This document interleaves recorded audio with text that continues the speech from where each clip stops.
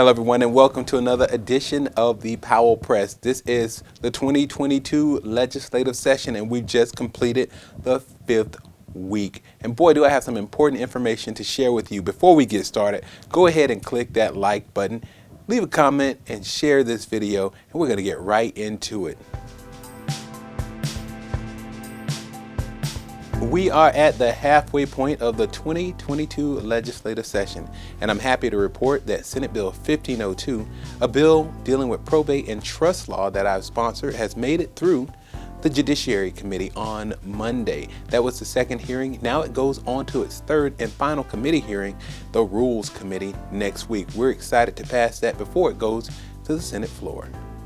On Tuesday, I joined my colleagues in the Criminal Justice Committee in voting on the confirmation of Secretary Ricky Dixon as the new Secretary of the Department of Corrections. Secretary Dixon will serve as the Secretary for all 67 counties and 67 prisons he will oversee. He came up through the ranks starting as a corrections officer, and he faces monumental challenges as the secretary, largely due to the lack of adequate state funding, and I'm eager to see how he tackles these issues. Well, some of the biggest ongoing problems are that underpaid staff and the exodus of current employees in the Department of Corrections.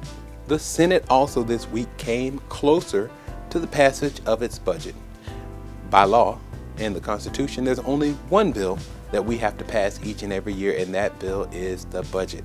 This week we came closer as both the House and the Senate started preparations of their budget process. The Senate Appropriations Committee passed its budget proposal, Senate Bill 2500, and it will now move on to the full Senate for a vote. The House, meanwhile, is doing the same. The differences between both proposals will be hammered out during the negotiations before the final state budget is presented in a process that we call conference. We're excited about that process because once conference is completed, you all will know what the final state budget will be before the governor does his vetoes. And this week on Wednesday, we recognize FSU Day at the Capitol.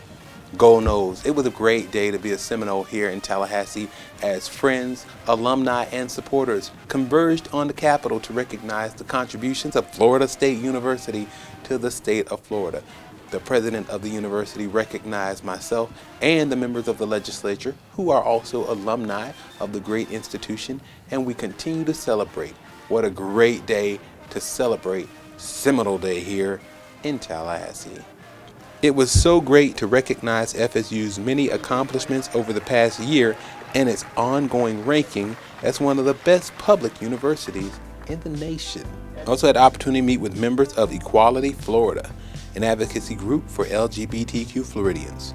Finally, Senate Bill 520, a bill that will build a wall of secrecy around the search for college presidents, came to the floor in one final passage. Of course, I've been opposed to this bill in every iteration, and this is, once again, a bill that has come to us over the years. The reason I've opposed this bill is because I believe that we get the best candidates when we have the fullest transparency. Shuttering the process in secrecy, even if it's temporary, opens up the door to political meddling and little accountability as to who is selected. And it's just important to know who's selected as it is to know who is not selected.